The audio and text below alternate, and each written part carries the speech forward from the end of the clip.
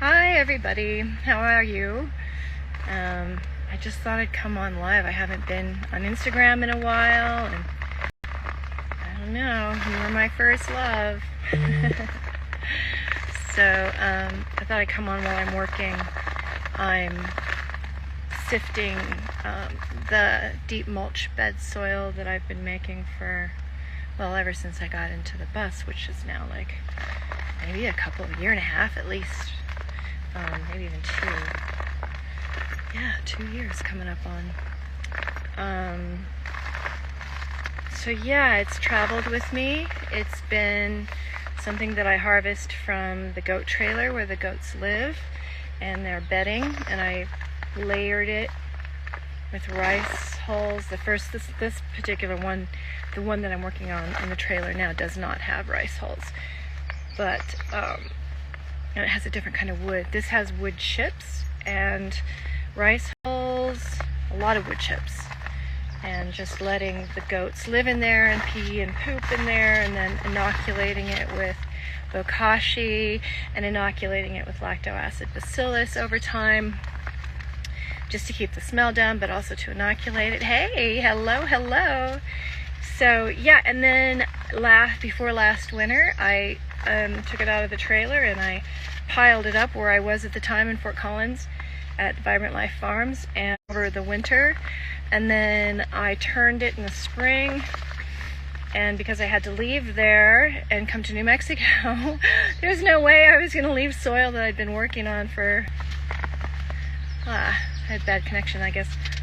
So yeah, so I bagged it up and brought it here, and then again, well, some of it's in my storage unit, but some of it's with me. And yeah, so I'm just going through and sorting out the big chunky stuff from this beautiful, wonderful, let me show it to you, right? So that's what it looks like. And I'm already experimenting with it a little bit out. I'm growing where I'm at now. I get to have a garden again, so I'm growing chili and I'm growing status and zinnias, just some pretty traditional New Mexico stuff. I'm going to try to do farmers markets again this summer, and it starts in June. So yeah, kind of get back into the farming a bit now that I'm settled in a place that I feel really good about. It's clay. Of course it's clay. So, you know, that's what I kind of, the property that I was on before was pretty high clay. This is red clay, so it's really fun to work with, and I'm right on the edges of a caldera, the same caldera I was raised on, but on the other drier side. So there's a lot of clay, but there's also a lot of like basalt and just crazy rocks.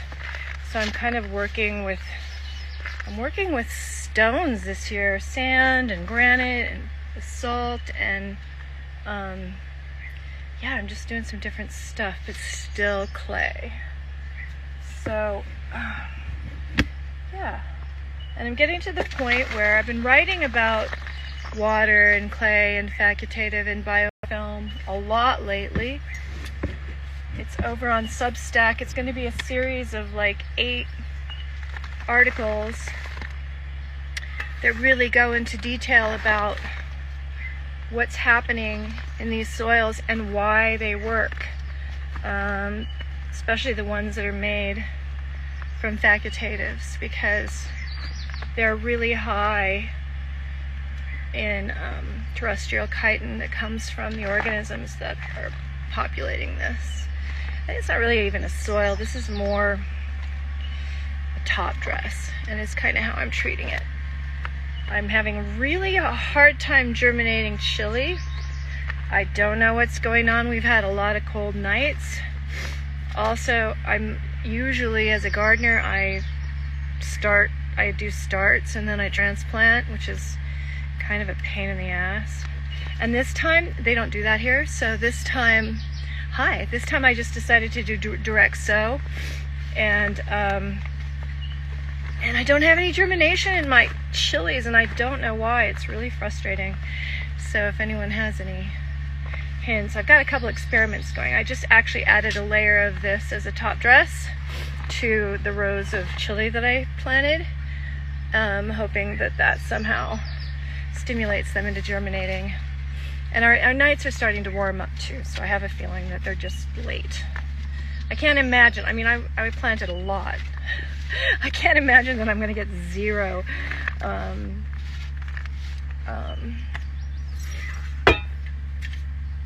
germination. But yeah, so what are you guys up to? I wonder if you have any questions, or I'm going to be, yeah, so head over to Substack for some of those writings. At the end of the 8-day, I'm on day 4, and for releasing these different articles, and I'm also going to be wrapping into that a specific tutorial on, god damn it, there's a fly in my face. Ah! What is it? Maybe it's not a fly, maybe it's like I walked under a tree yesterday. God, what is it? It sure is bothering me. It's not doing anything though. I'm gonna ignore it. Just wants to be part of the story. Can you see it? It's like hovering in front of my face. Do you ever think that insects are kind of like out to get you, or like not out to get you, but like they're definitely, you know, they're communicating something. Yeah, so I'm going to put together, finally, put together the teachings on facultative anaerobics and how to do the fermented clay and all that stuff, because I started it, I think that project really started in earnest during COVID, and I had a fellow KNF person staying with me, Bernard, and we literally, like, we went all over the place, just planting those balls everywhere. My fermented clay balls, my furry balls, and lots and lots of pictures. And I really learned a lot during that period about what was happening, just from observation. Because there's not a lot of information out there about it. And at the time, everybody was talking shit about the facultators. Eileen Ingram was like not about it. You know, at that time, just like, danger, danger. And I'm like, nope.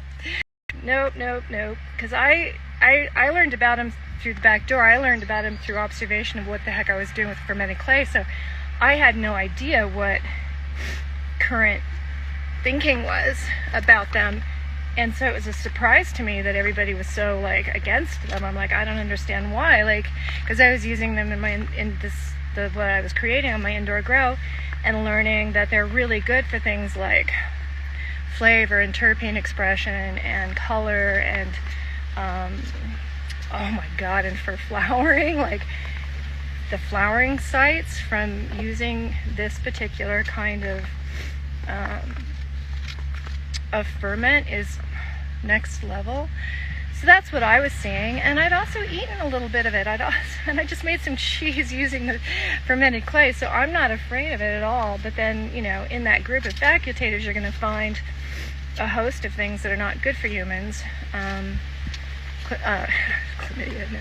I was the yeast infection that a lot of people have. You know, that's a facultative, and one of the reasons it's hard to get rid of those in the gut is because of the biofilm that they produce. And but I was understanding biofilm in terms of how it holds water and how it creates and how some of those organisms are creating terrestrial chitin and allowing, you know, helping the soil to become plastic, and providing food for those insects that need chitin for their body structures. So the things I was learning about were observational based and not on the internet. So that's when I was working on them. I couldn't really come out with it then because I didn't want to have to fight that battle, I guess. And so I waited, and pretty soon people weren't talking shit about facultatives anymore. And meanwhile, I sort of kept using them and learning more and more about it. Like this, for instance, others like this. Okay, any insect that grows in this stuff is going to be ginormous because they're literally feasting on the chitin in the soil, and they become like these super bugs.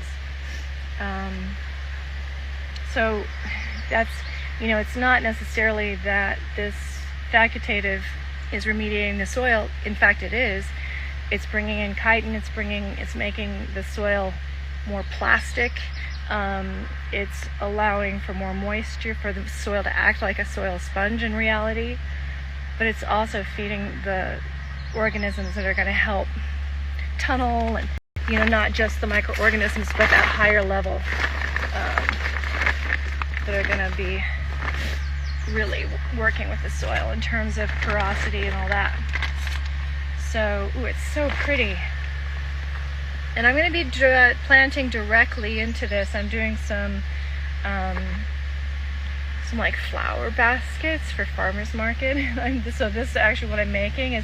This is a mixture of what I'm calling the goat soil deep mulch bed, which is what I'm going to be teaching, part of the curriculum.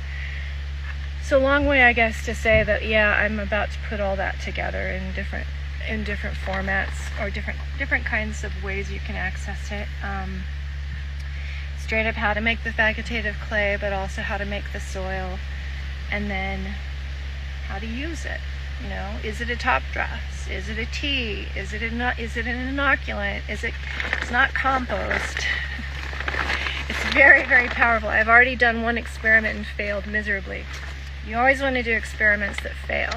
So the one that failed for me is I knew it was too much too. I was like, it's too much. But I directly planted into a tray sunflower seeds directly into it, just to see if I could get what would happen. They germinated fine, but once they put their roots down into that, and the water coming through that was brown, chocolate brown. They were like, too much, and didn't survive. So this is not a soil. It's more, this I've got mixed with some other soil.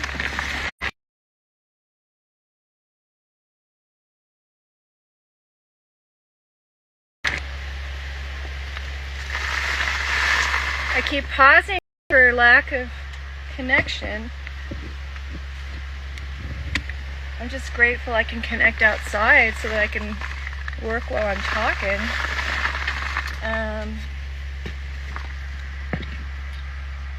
So I think I'm going to sell this at the market in little bags for people to use as either a top dress or as a tea, because like I said, when I added water to this, it was just chocolate brown. And I did water my house plants, my bus plants, with that, and they loved it. So it was too much for the sunflower seeds, but so far it's not been too much for my house plants. And now I've taken it even further and done a few other things with it out in the garden. And now I'm mixing it with kind of a wild soil and 3/4 of this to that. I might add some, let me show you this gravel I found. I might add some gravel to it. Hold on.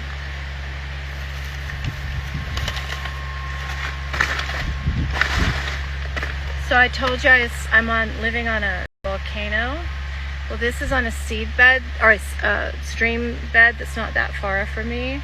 And it's like, if you see it, it's just these, every piece of this gravel is that pitted,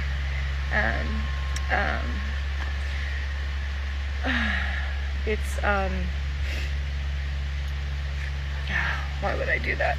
I did get stoned a little earlier. Basalt. It's basalt. So I'm playing around with basalt and quartz, because basalt has a negative charge and quartz has a positive charge. So you can set up frequencies in your soil. So I've got a couple of experiments of that going on as well. And I might add some of that basalt to this and use it as my primary soil for my flower baskets, just to see what they do. Because, knowing what I know now from my experiments at home and over time, the flower sites and the color And they're just going to be nasturtium. I'm keeping everything basic this year, like super basic. And in the garden, I'm doing KNF experiments. Half of the chili is going to be treated with seed soak solution in all the KNF applications, and then half of it is just going to be grown without anything, just water in the soil that's there. So it'll be a nice way to see what's working here in this new environment. As well, I've been working in clay. I've not had the opportunity to work with red clay, and I'm excited about it. Red clay is my favorite, just because it's so high in iron.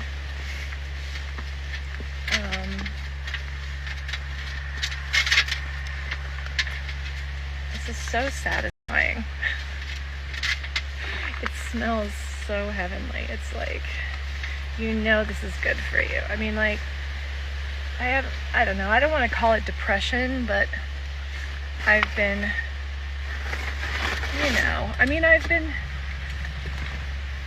my life's been nuts. And I'm in a really safe space. And I did a year of therapy after my cancer, and I feel like, I made a lot of progress in so many ways, and I'm really proud of myself, and I'm just proud of the decisions I've made to stay true to natural farming in a way, because it's one of my endless sources of learning. And it's fun, I like getting my hands dirty. I like being outside. So why not practice natural farming? I've been able to do it as a mobile farmer. I've been able to do things in the wild that are interesting, but I've been depressed lately. A little bit, and this makes me feel good. Like, I'm really satisfied right now. I don't have these weird nagging tensions that come up.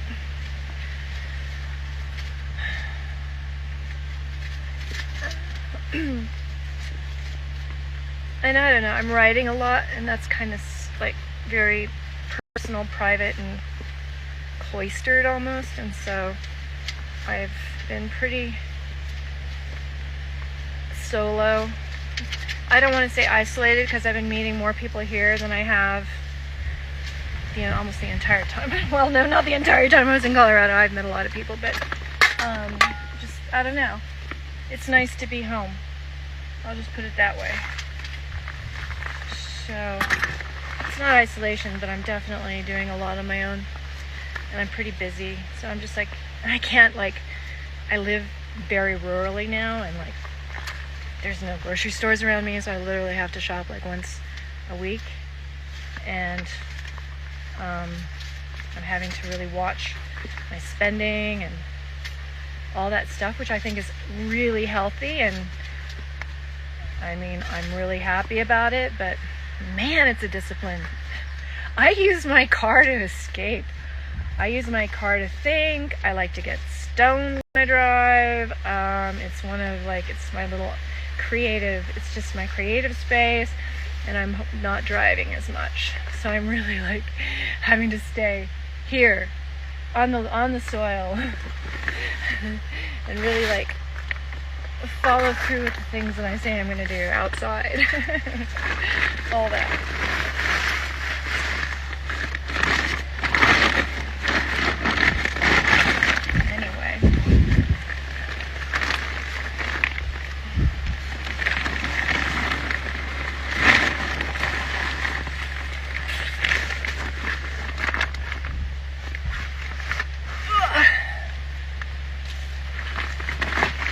Charlie horse.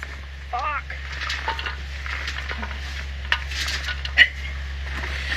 I get Charlie horses now. A lot. I don't like them. Things have changed. My body's definitely changed from all of this adventure I've been on. But that's what happens when you get older. Your body changes. Weird. I thought I was invincible.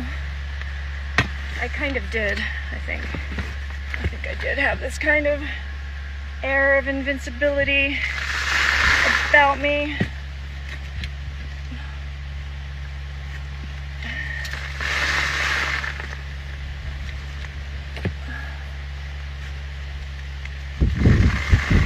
What I just love about this stuff is it just stays so moist and so spongy. It's very satisfying.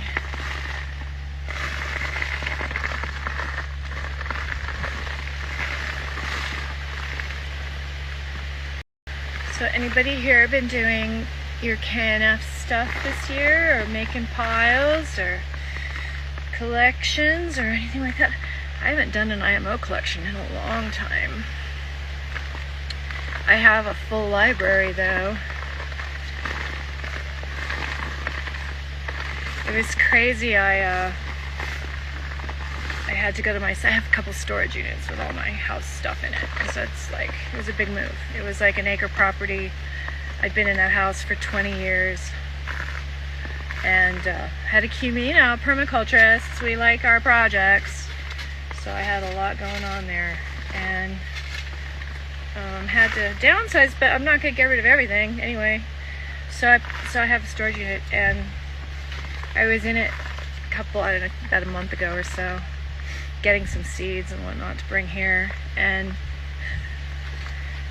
I got all my vinegar and honey out, and there was this cabinet and behind all of that, and I couldn't remember what was in there, and I thought, oh my god, it's probably something amazing, you know.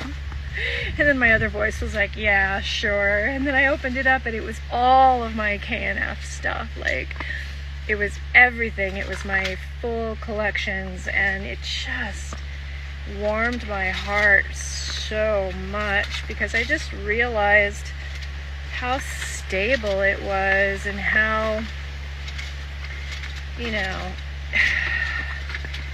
everything had matured. All, like, my IMO collections had oddly matured, and my vinegar was so much better, and it was damn good to begin with. There's just so much about these preparations and applications that inform us that we are alchemists, and we are creating medicines, and that there's value in that, and it's a lasting value. It's something that, you know, you don't have to, like, what I'm counting on is that I can learn how to garden in a way where I literally never have to till, that all I need to do is layer. Like, I'm working on what I'm calling a magnetic bed right now, and I use a pitchfork when I need to dig, but I don't like to dig, and I don't like to, you know, I definitely do not like to till.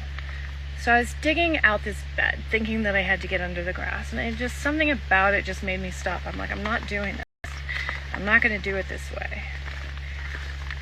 So over time, and thinking about it a lot, I've kind of arrived at a different way that I'm going to go about it. But yeah, I mean, digging is hard for me. I lost a lot of strength during my cancer treatment, like significantly.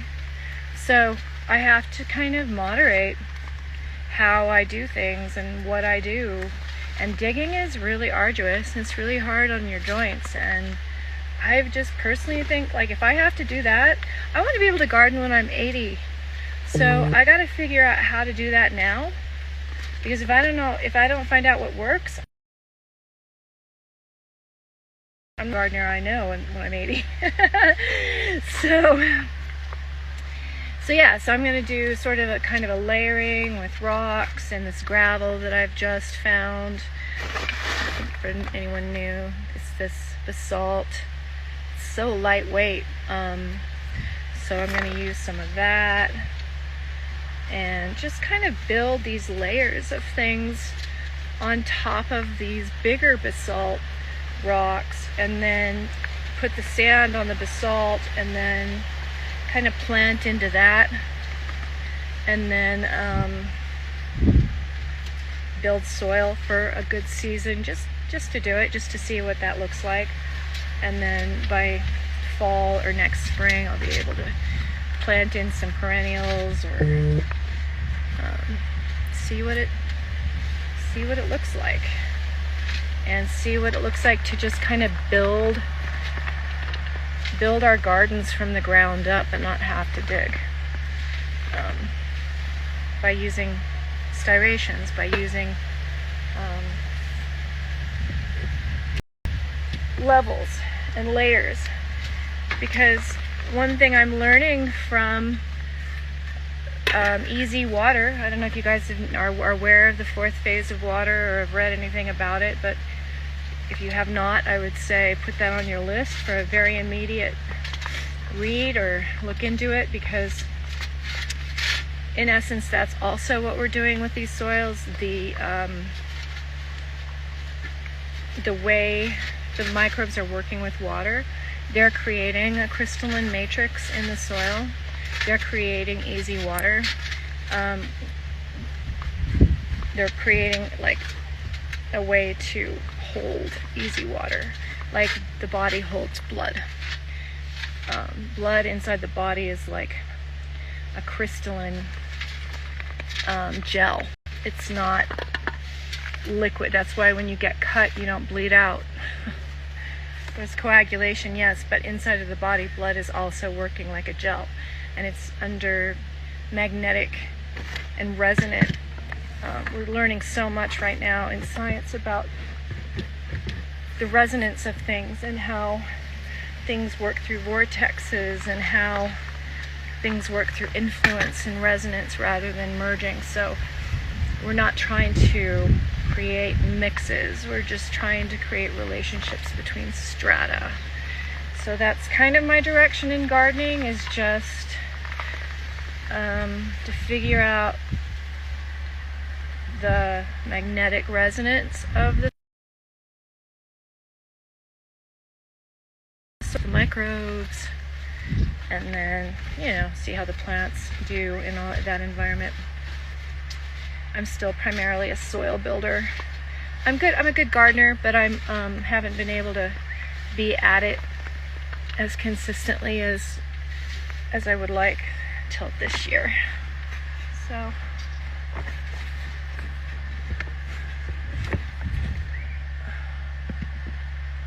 I just wanted to be able to build soil as I traveled, and I also wanted to deal with my own waste. And so doing the deep mulch bed in the trailer while I traveled was really successful. Like, this is what this is. This is what I'm working with right now. This is, it's incredible. It also contains my bokashi, which I made before I left. And my bokashi is made with jadam. So it also is a facultative anaerobic fermented bokashi, not your typical IMO. So I do a lot of things that kind of merge or find resonance between jadam and KNF. A lot of people say you can't do both, and I sort of agree, but I very much disagree. You just have to kind of know I think you just have to be aware of what you're doing. Throwing things at things is not the way to go, but if you're doing it informed, and you're doing it through side-by-sides, and you're doing it, as a natural farmer would, you're gonna have some success using both jadam and KNF at different times. I just dumped a bunch. Crap, I got it too full.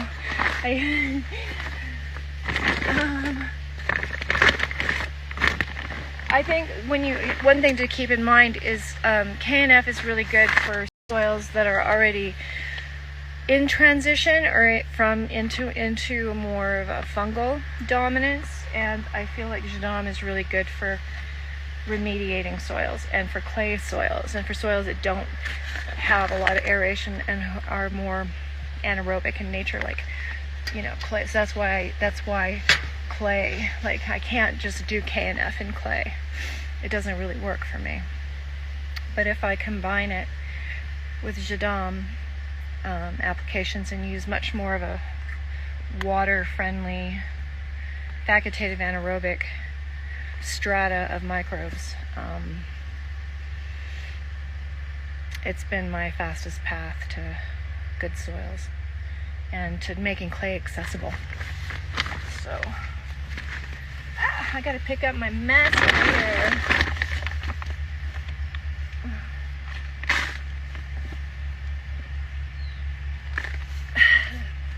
I don't want to waste any of it. This is like a labor's. It is a lot of labor. I mean, I'll say that about it, but it's enjoyable, and it's incredibly potent.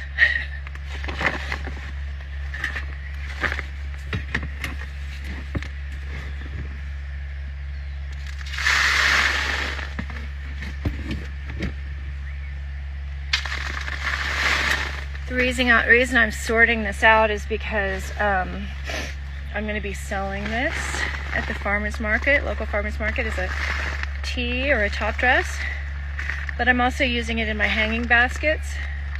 So I just wanted a more soil-like consistency and less, you know, like I've got pieces of bokashi in there that haven't quite broken down. I've got layers of the goat manure that haven't quite broken down. I still have pieces of wood chips in there, and I've got a lot of rock. So yeah, I'm just trying to get it a little more uniform. And in alchemy, I mean, anytime there's so much filtering that goes on in alchemy, and I feel like this just kind of adds one more level or layer of coherence when you take the time to get all of the outcome to be kind of a, you know, uniform size and not, you know, completely chopped up, but I just feel like it's time to bring all the different elements together into one soil or one inoculant. I'm going to stop calling it soil. It's really, I mean, it is and it isn't. We'll find out what it is. I got biochar in here as well.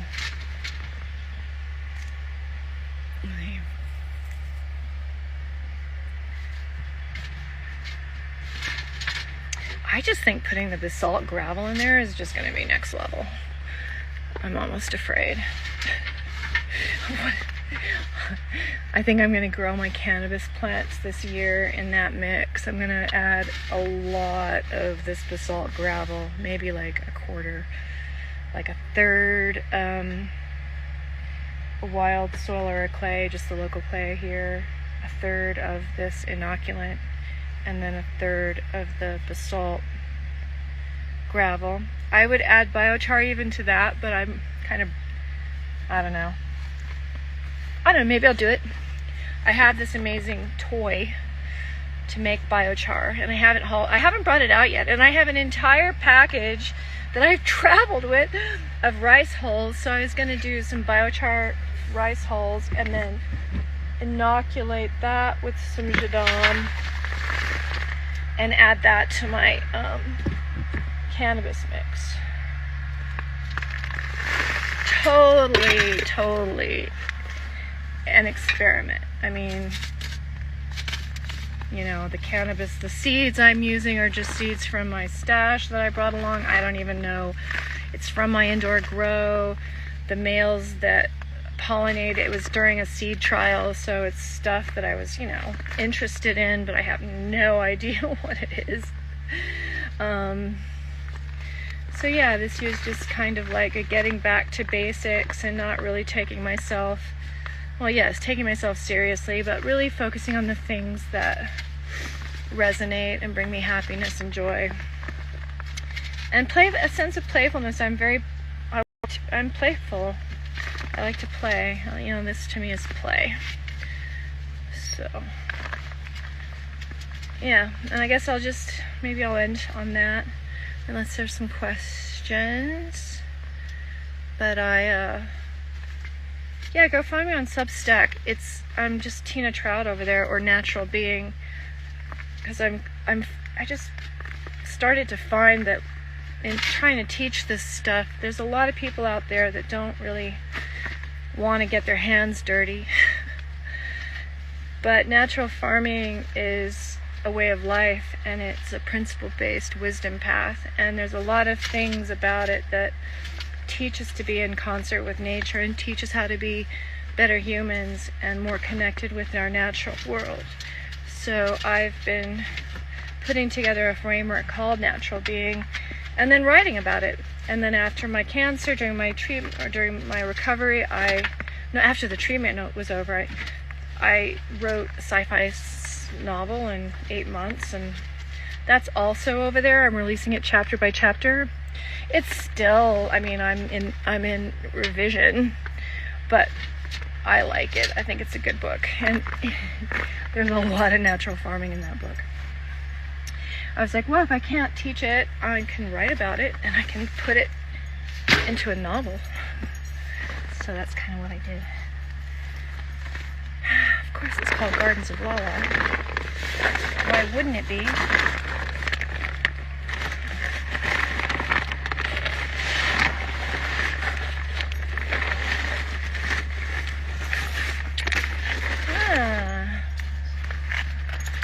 Ouch. This is just a grill. Something that's made for the fire pit, I guess, for grilling, but works as works for what I want it for.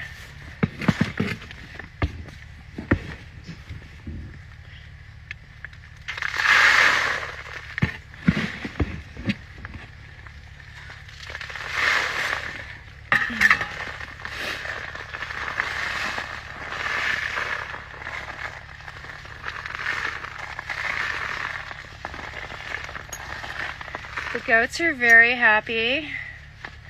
Does anyone have any idea how many goats I have? You want to put a guess in the chat? I started out with 4. How many do you think I have now? I just had a baby. We just had a baby too. It was kind of a surprise. It was a young doe, and she just had 1. She's the cutest mother. Oh my God.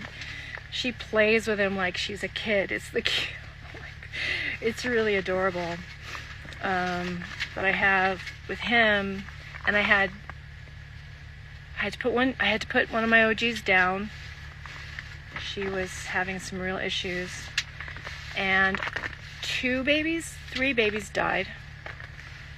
So, but I have 15 goats, which means I had 18, from 4 to 18 on the road while I traveled. Pretty cool.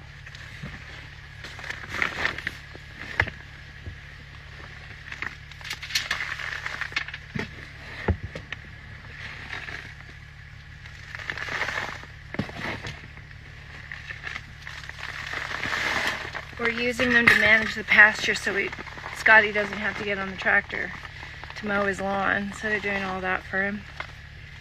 And I'm milking them now.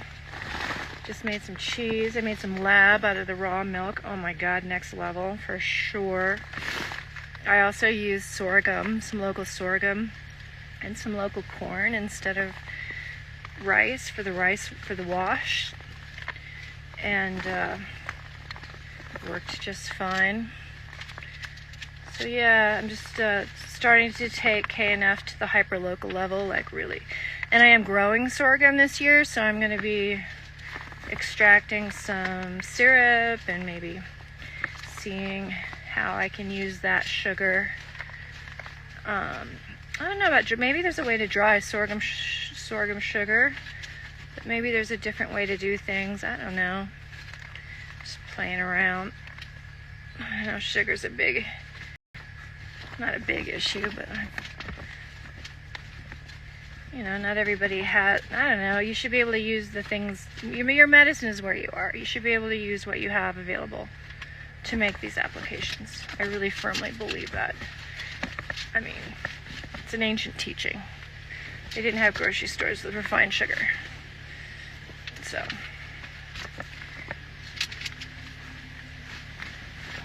not that we're using refined sugar. I know this.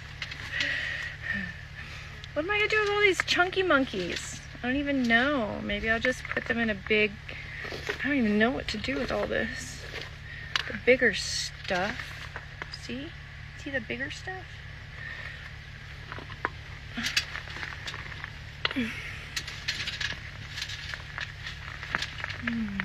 It's getting too big for my bowl. Let's go find another container.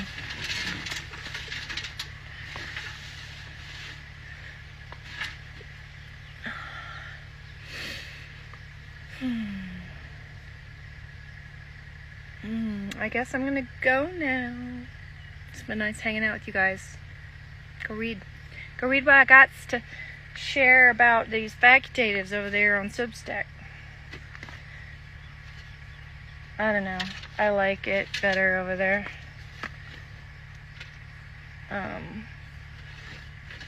Yeah. People seem to be more interactive over there. Till later, y'all. Love you.